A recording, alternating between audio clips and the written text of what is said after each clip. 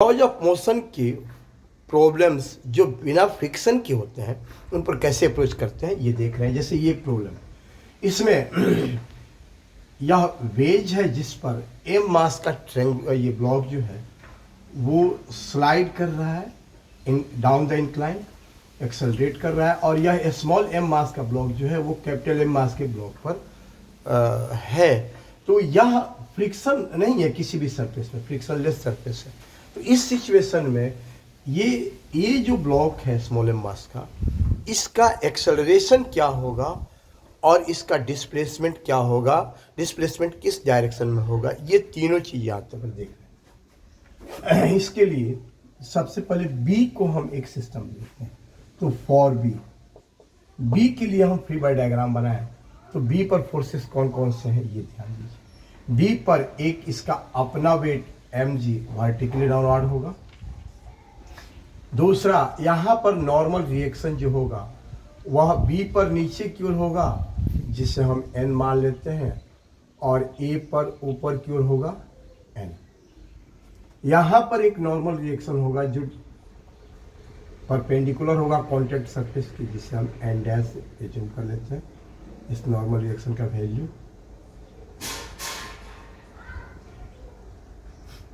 Contact surface के perpendicular.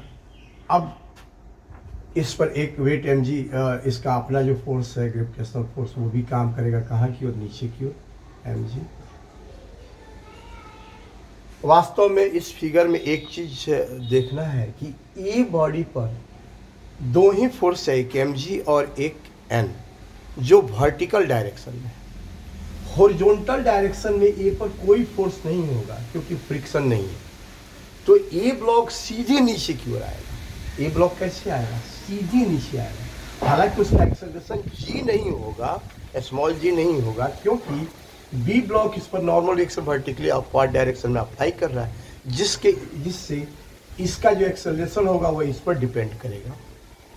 लेकिन ये आएगा सीधे नीचे की वर्टिकली डाउनवर्ड। इसको समझने के लिए हम यहाँ पर भी फिगर बनाए थे। इस फिगर को जब नीचे आएगा तो किस सिचुएशन में होगा, ये यहाँ पर, यहाँ जब पहुँचेगा तो ये ब्लॉक सीधे नीचे आएगा। कहाँ पर? यहीं पर सीधे नीचे आएगा, या ए ब्लॉक यहाँ पर आ जाएगा स्मॉल एम, और बी तो जैसे है वैसे रहेगा। बी तो आएगा, बी पर नॉर्मल रिएक्शन एन डैश होने के कारण इसका कंपोनेंट हॉरिजॉन्टल डायरेक्शन में मिल जाएगा, इसलिए हॉरिजॉन्टली ये मूव करेगा बी, लेकिन ए नहीं मूव करेगा हॉरिजॉन्टली, ये वर्टिकली डाउनवर्ड आएगा। अब बी पर हम जब देखेंगे बी पर फोर्सेस तो कौन कौन है? एक इसका अपना वेट mg नीचे की ओर। दूसरा बी पर नॉर्मल रिएक्शन भी कहाँ होगा? नीचे की ओर ए द्वारा। दूसरा यहाँ पर नॉर्मल रिएक्शन जो होगा वह कहाँ की ओर होगा? एन डैश कॉन्टैक्ट सरफेस के परपेंडिकुलर। तो कॉन्टैक्ट सरफेस जो है वो थीटा एंगल पर हॉरिजॉन्टल के साथ है, ये कॉन्टैक्ट सरफेस, और इस पर परपेंडिकुलर डायरेक्शन है एन डैश। एन डैश होगा, ये परपेंडिकुलर है। एक्सेलरेशन हम बी का मान लेते हैं ए है, यह डाउन द इंक्लाइन एक्सेलरेशन होगा बी का, ए मान एज्यूम कर लेते। बी पर कोई फोर्सेस और कुछ नहीं रहे हैं। यहाँ पर फोर्सेस कैसे देखेंगे हम लोग? एक mg, इसका अपना ग्रेविटेशनल फोर्स वर्टिकली डाउनवर्ड। दूसरा नॉर्मल रिएक्शन। तीसरा टेंशन। चौथा फ्रिक्शन। पांचवा स्यूडो फोर्स, यहाँ पर Fp। छठा स्प्रिंग फोर्स, स्प्रिंग है तो। उसके अलावा यहाँ पर अप्लाइड फोर्स यदि है तो अप्लाइड फोर्स। तो इसमें ना अप्लाइड है, ना ये स्यूडो है, स्प्रिंग है, ना स्यूडो है। स्यूडो यदि हम ग्राउंड के रेस्पेक्ट में एक्सेलरेशन लेते हैं तो स्यूडो नहीं है, तो स्यूडो है ही नहीं। और ना फ्रिक्शन है। ये चारों फोर्सेस नहीं है, चारों नहीं है, तीन ही mg n और t।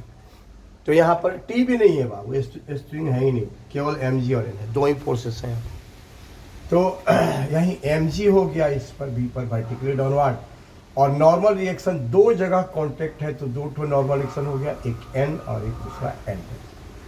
और डाउन द इंक्लाइन एक्सेलरेशन इसका ए मान लिए हैं बी का, तो F is equal to m में जब अप्लाई लिखेंगे इसकी, F is equal m a, ये down the incline, down the incline,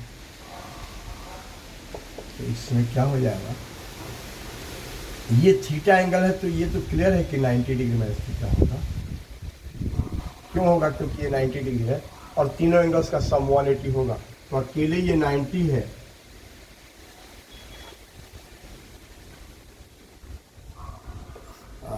ये एंगल 90 माइनस थीटा, अकेले ये एंगल 90 है तो ये दोनों का सम 90 होगा, यानी 90 माइनस थीटा, तो ये 90 माइनस थीटा। अब यहाँ पर एक्सेलरेशन के अलॉन्ग जब कंपोनेंट लेंगे तो mg का component mg cos 90 minus theta यानी mg sin थीटा लिख देंगे डायरेक्ट। नॉर्मल रिएक्शन कंपोनेंट भी n cos 90 माइनस थीटा यानी n sin थीटा हो जाएगा। n डैश का कंपोनेंट 0 होगा, एंगल 90 डिग्री है, तो इधर भी एंगल 90 डिग्री है कॉन्टैक्ट सरफेस के परपेंडिकुलर। तो यही this is equal to mass इसका m है, एक्सेलरेशन इसका a, तो ma होगा। ठीक है, अब यहाँ पर साइन थीटा कॉमन लेके इधर भेज देते हैं तो हो जाएगा mg plus n is equal to ma upon sine theta.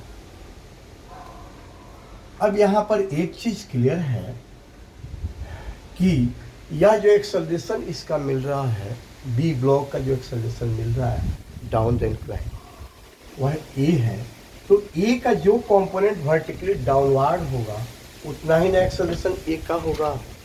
Acceleration ए का जो कंपोनेंट वर्टिकली डाउनवर्ड होगा उतना ही एक्सेलरेशन इस ब्लॉक ए मतलब स्मॉल एम मास का ब्लॉक का होगा, क्योंकि ब्लॉक वर्टिकली डाउनवर्ड डायरेक्शन में एक्सेलरेट होगा यहाँ पर। तो क्लियर है कि इसका जो जितना कंपोनेंट आएगा ब्लॉक बी जैसे जैसे नीचे आएगा वैसे वैसे ही ना ए नीचे आएगा, यानी ब्लॉक बी का जो एक्सेलरेशन का कंपोनेंट वर्टिकली डाउनवर्ड होगा उतना ही ये स्मॉल एम मास यानी ब्लॉक ए का एक्सेलरेशन होगा डाउनवर्ड, वर्टिकली डाउनवर्ड। तो हम लोग ए के लिए देखेंगे, ये बी के लिए हमने बनाया था, अब ए के लिए चलेंगे हम लोग और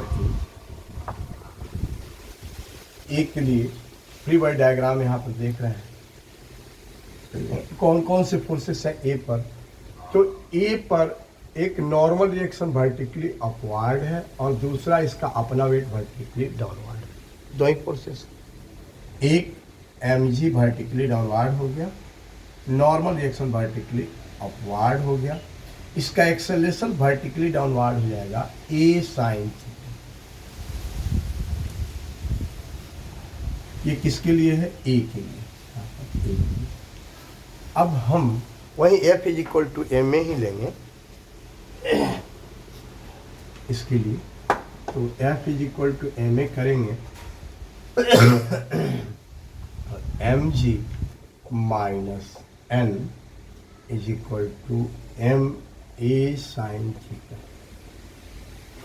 m into a sine theta. अब इसको लेते हैं इक्वेशन हम सेकेंड, और ये जो है आया है इसको लेते हैं फर्स्ट। दोनों को ऐड करने से फायदा यह है कि n से n कैंसिल होगा, जिसका वैल्यू हमें न निकालना है और न दिया हुआ है, तो n से n कैंसिल होगा, तो 1 + 2 कर देंगे, तो इसमें mg और plus small mg plus small mg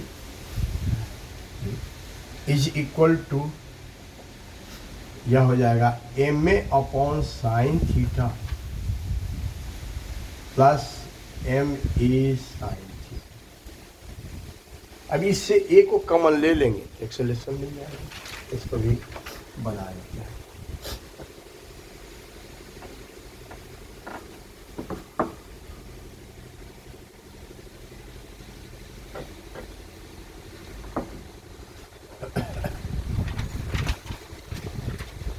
और m प्लस mg कॉमन ले लिए जी को यहाँ पर इसमें, और यहाँ से एक कॉमन लिए तो m sine theta, m upon sine theta और plus m sine theta into a is equal to, इसी को कर सकते हैं यहाँ पर m plus m sine square theta upon sine theta into a. अब a का value hence a is equal to हो जाएगा m plus m into g sine theta upon m plus m sine square theta. इससे acceleration मिल गया किसका, a body, A block. और अब डिस्प्लेसमेंट फाइंड करना है, तो सीधे सीधे बाबू s is equal to u t plus half a t square apply करेंगे, टी टाइम में डिस्प्लेसमेंट फाइंड करना है। तो by s is equal to u t plus half a t square, यहाँ पर u जीरो है, इनिशियल जब release किया जाएगा तो जीरो वेलोसिटी होगा, हाफ एक्सेलरेशन का यही वैल्यू कर देंगे, होगा m plus m g sine theta upon m plus m sine square theta into T square. अब टाइम का वैल्यू 2 सेकंड, 1 सेकंड, 4 सेकंड जितना दिया हो उसको पुट कर देंगे तो डिस्प्लेसमेंट मिल जाएगा। और डिस्प्लेसमेंट का डायरेक्शन कहाँ की ओर होगा, डिस्प्लेसमेंट का मैग्नीट्यूड इसे मिल गया, और डायरेक्शन कहाँ की ओर होगा तो वो दिख रहा है यहाँ पर, वर्टिकली डाउनवर्ड होगा। तो यहाँ वेक्टर फॉर्म में लिखेंगे, वर्टिकली डाउनवर्ड कर देंगे, is equal to this much vertically downward. Clear है। नेक्स्ट वीडियो में हम लोग मिलेंगे नेक्स्ट प्रॉब्लम या थ्योरी के साथ।